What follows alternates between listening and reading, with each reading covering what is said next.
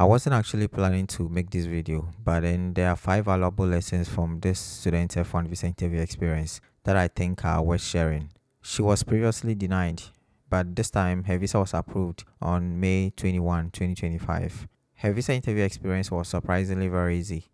But why? Well, she has full funding, she had a strong academic and professional experience of the field, and she was very confident.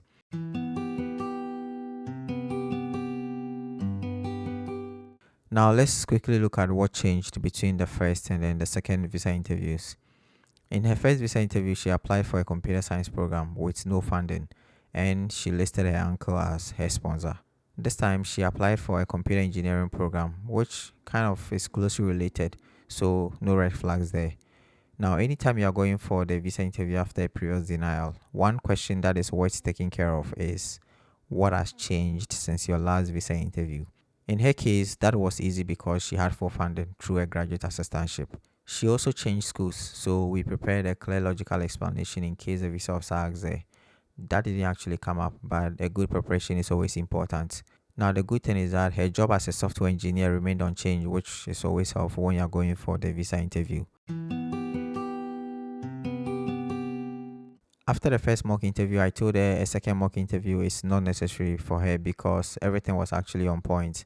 But we still did a second mock interview, which lasted about 7 minutes. At that point, there wasn't anything that would go wrong on the day. Every possible question had been well taken care of. Alright, before we dive into this success story, please make sure you subscribe to the channel if you are new to the channel. Give the video a like if you find it helpful, and share your thoughts or your questions in the comment section below.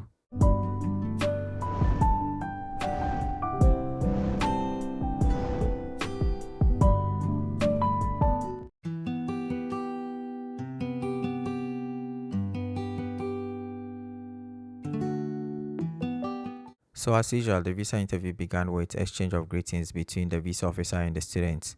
The visa officer then asked for the student's I-20 and passport. So the first question was, what are you going to study? The student replied, I am going to study a Master of Science in Computer Engineering at ABC University. She didn't say anything about her area of specialization. Now, some of you know I always encourage students to have an area of specialization or research interest. In her preparation script, it wasn't part of her answer to this question. So, why did I actually allow it? I'll tell you more about this shortly. Then the visa officer asked, Computer engineering, is that what you studied during your undergraduate degree?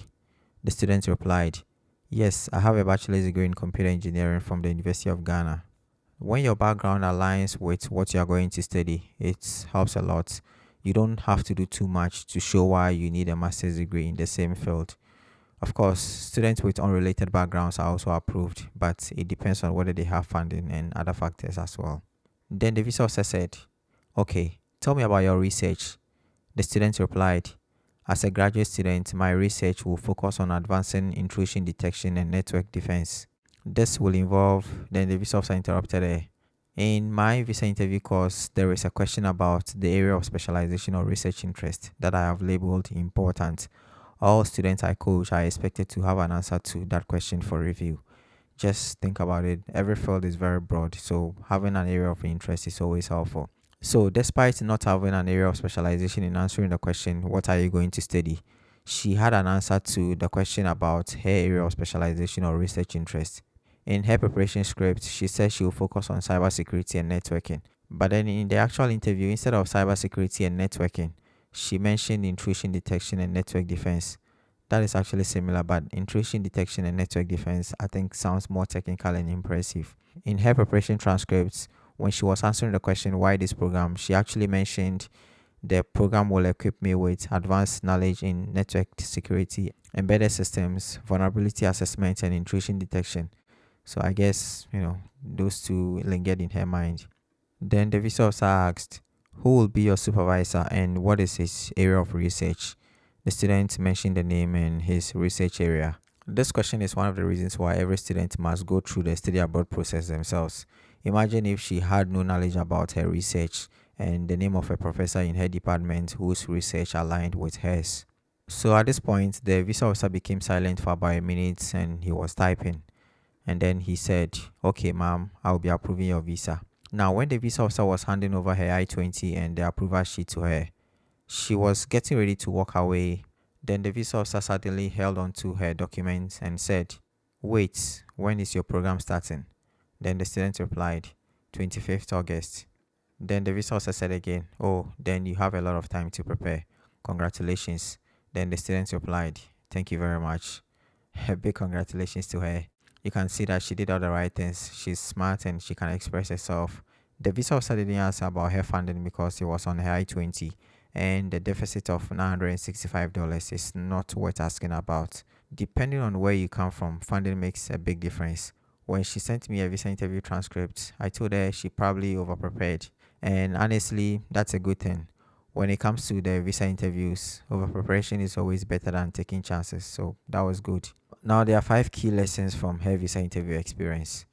The first one is that you have to align your background with the program or be ready to explain why not.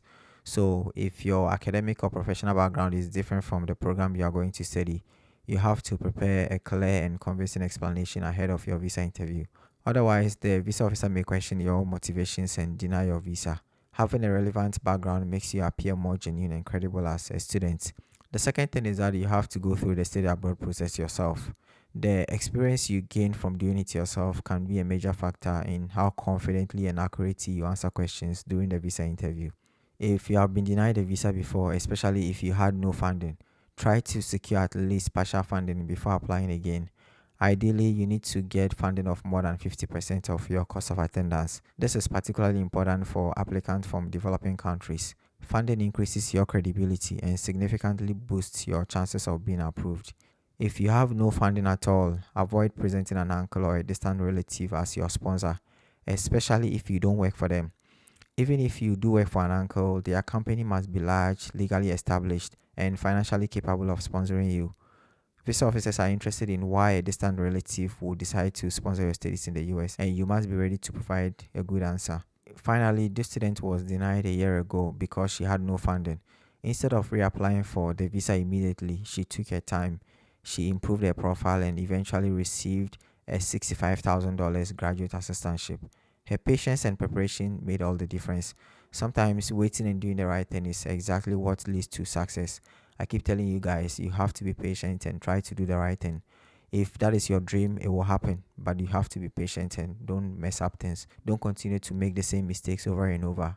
Just take a break and do the right thing. Now, did you find this video helpful? Was there something I missed? I would love to hear your thoughts in the comment section below. Let me recommend the video that you see on your screen to you. It is a video that will help you in your preparations to get your visa approved. Good luck to you. Thanks for watching, and I'll see you in my next video.